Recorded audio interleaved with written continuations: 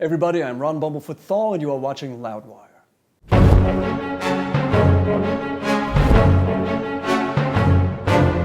Hey everyone, Graham from Loudwire here, and it's Wikipedia Fact or Fiction time with Bumblefoot. Thank you so much for coming. No, thank you, always. Thanks. Yes, I appreciate you coming to play our game. So, today, I went onto your Wikipedia page, pulled out a bunch of stuff. I'm going to ask you if it's right or wrong, and you can elaborate if you so choose. It said you originally wanted to play bass, but at the time your hands were too small, so you focused on guitar instead. Well, what actually happened was I went to a music store to start taking lessons, and I wanted to play bass. Originally, I wanted to play drums. Oh, okay. But my older brother wanted to play drums, so he said, all right, we're going to do a contest. We're going to do a drum roll on our knee, and whoever can do it faster gets to be the drummer. Fair enough. So he's 8. He goes, I'm 6. I got 2 years of coordination to catch up. I'm like, So he became the drummer, and I was a big Gene Simmons was my favorite character in Kiss. So I want to be a bass player. So we went to Lane Music Center on Newdorp Lane in Staten Island and said, I just walk in there, this little kid is like, I want to play bass. And he's got no kid-sized basses or anything. So, I'm this tall, the bass is this tall, and my wingspan will not reach the end of a bass. Sure. So they lied to me and they said, well, the rule is if you want to play bass, you have to play an acoustic kid-sized guitar for 2 years, and then you can switch over. In the late 1980s, you played in a covered band called Leonard Nemoy that played songs by Guns N' Roses, AC/DC, Kiss, and Aerosmith. Yeah. That's all true. And Scorpions and what else? Plenty more, so. Yeah. And the flyers said Leonard Nemoy in Star Trek lettering, and then it had, talk about... I can't see how that would go wrong. No, and then it had a picture that we found somewhere, this Swinger magazine of all these really big women with their information and what they like, and a picture of them in some kind of position. So we would take one of those pictures and we would say Leonard Nemoy, and then a picture of a whole lot of woman bending over with her ad. And then we say appearing at and the name of the club and whatever. And we would go out like bands used to do at 3, 4 in the morning, one driving, the other with a staple gun, and just go around every school and put these up. And yeah. Did you get any real creeps at your show because of this? No, I think we were the creeps. But fun shows, it was good. That does sound Oh boy. Good old days. 2004, you were recommended by Joe Satriani to go into Guns N' Roses. He recommended you to Chris Pittman, but you initially turned down the offer in 2004, citing commitments to part-time teaching and solo guitar work and stuff. Not exactly. We started talking about playing together in back in the summer of 2004. We started talking, and just the way things went, I just felt that I wasn't the right guy for it. And I told him, I said, I know a million guitar players, I'll help you find the right guy. I'll discreetly audition people for you, but I just didn't think I was that guy. When did you realize that you were the right guy for Guns N' Roses? They were rehearsing in New York. They had a tour coming up in a couple of weeks. Management was hitting me up and saying, just come down and jam with them and see how it goes. And to me, it's like, once you go on a date and there's a little spark of connection in some way, and then, So we played 3 songs together, jammed them, said, hey, come back tomorrow and do another 3? I was like, sure. And we did that. We ended up jamming 7 times. Wow, yeah. And hit the road. So through that 7 times, it just, again, as you're saying, like dates, just progresses further and further. It's starting to feel good, and you just know this is maybe the right thing for me right now. Well, you just become more invested, and the way I am is I become maybe too invested in what I do. In the process of whatever you're doing in life, not just in a band, because they're really one and the same. You could be your own worst enemy a lot of times by caring too much and not just pulling back just for the greater good, and so that you're not unhappy and getting depressed Sure. about things that, look, that's how it is. Yeah. So We're musicians. We are what we are. it said that when you first joined Guns N' Roses, you were not necessarily welcomed by the other members, and you claimed that you had to get a little violent to gain other members' respect. Yeah, that's my big mouth in the past. It's not prison. It's Guns N' Roses. You don't need to go and like shank one of the biggest musicians to get respect, or maybe you do. Okay. It's funny you use the word shank. Oh damn. Oh yeah, shank. That was Axl's nickname for me for the rest of the tour, was Shank. Is there a story behind that? Yes, and I'm not telling it. Fair enough. Yeah, look, they didn't know I was coming into the band, and they had prepared for a different scenario, and then suddenly I walk in there, and it doesn't matter who's going to walk in there, and it was just we didn't have prior communication, and in the tension of a tour building up and not knowing what the situation would be, it was tough for all of us. It's a band. Bands are like families. Families fight probably way more than bands. If bands only fight as much as they do or disagree as much as they do, that's pretty good. Yeah, for sure. It said that in 2011 you were involved in a car accident and you suffered from brain damage for roughly a month.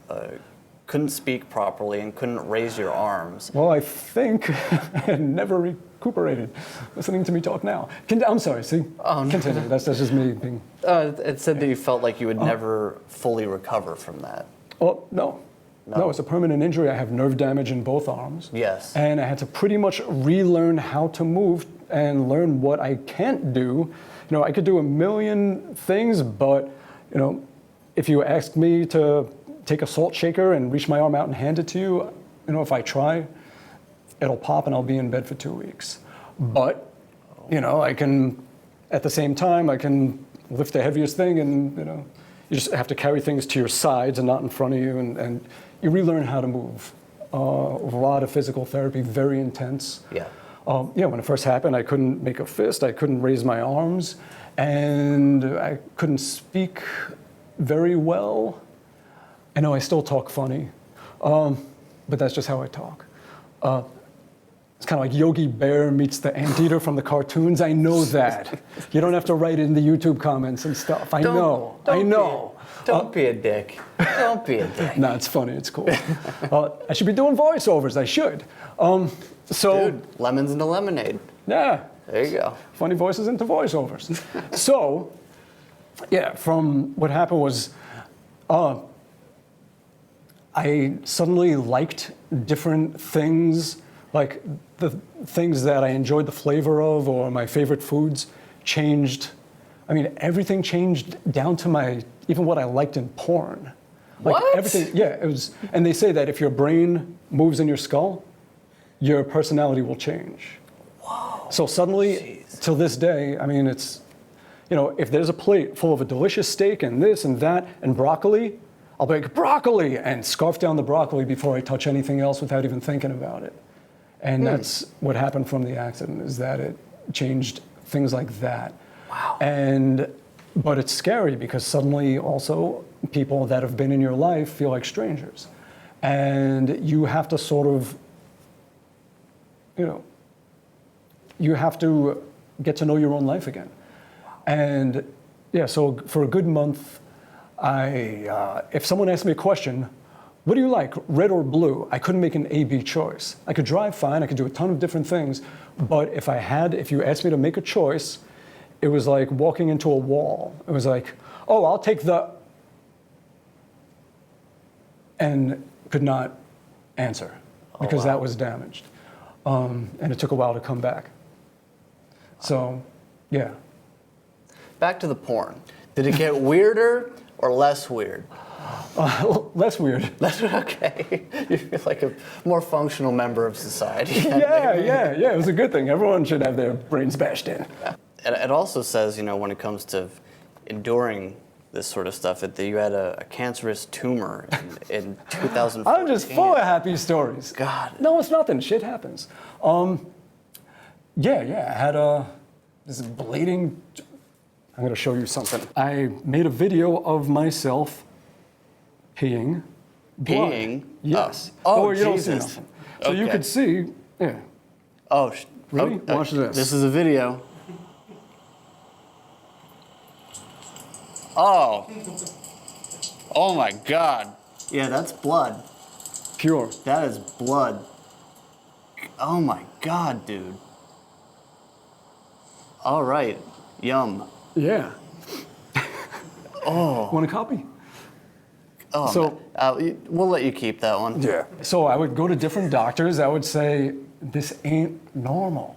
No. And they'll say, oh, you're just getting older. It's your prostate. It's like, I have never heard of anyone hitting 40, and pissing blood. It's not Yeah. normal. And everyone would just keep writing me off. And so finally I went to a doctor that took a camera crew and went up and looked around and was like, yeah, you got a nice big bleeding tumor right there. And so did surgery, cut it out. They checked it. It was cancer. Yeah. But like they say, it's how you take care of yourself makes a big difference on how these things will hit you. Yeah. Catheters suck. Oh, yes. Oh If my you've seen God. Dumb and Dumber 2, the intro. I haven't. Yeah. Catheters really suck. Yeah, that's an Especially- underrated pain. Yeah, especially if you start getting in a happy mood. You have to start thinking of really bad things, because once you start growing around that thing, it's like, stop. Yeah, so, yeah. And then when he pulls it out, it's like, this is gonna hurt. Shoot. Yeah, and you're just walking around, it's like, you're gonna have to feel like you have to pee for the next 10 minutes, and you're just like, and yeah, really bad. You'd think they would have updated catheter technology by now. Right? You put a man on the moon, but you can't make your dick not split open with a catheter. Can't they just Bluetooth something? Or Yeah. So anyway, so did that. A couple of weeks of just peeing out sloughed parts of your internal body. Oh. I'm just trying to make them see. And then went and did a Progressive Nation at Sea cruise with Tony Harnell. And then Damn. and then jumped on a South American tour. You just got to schedule your stuff in. My God, man. That is And again, there's amazing. worse things out there. It's nothing. But look, this is on the Wikipedia. You're asking me, I'm telling. Man. Well, you're good now. Healthy. To what I know. Yes. I mean, yeah, but Yeah. yeah. I just have to check. I just really want to know that you're doing well. I want to know that. Look, inevitably, there's one fate. So whether I'm doing well or not doesn't matter. It just matters how you live. So, it doesn't matter if I'm sick or I'm well, as long as you're happy and you're living well. That's what matters. Yeah. So regardless of, if I'm sick or if I'm well, I'm just trying really hard to be happy. And I need to try harder, but I'm trying. Well, I'm super happy that you came here today and you got to play our game. You're a phenomenal guest. Awesome guitarist. Awesome it's dude. my pleasure. Thanks for having me on. I appreciate it so much. Bumblefoot, everyone.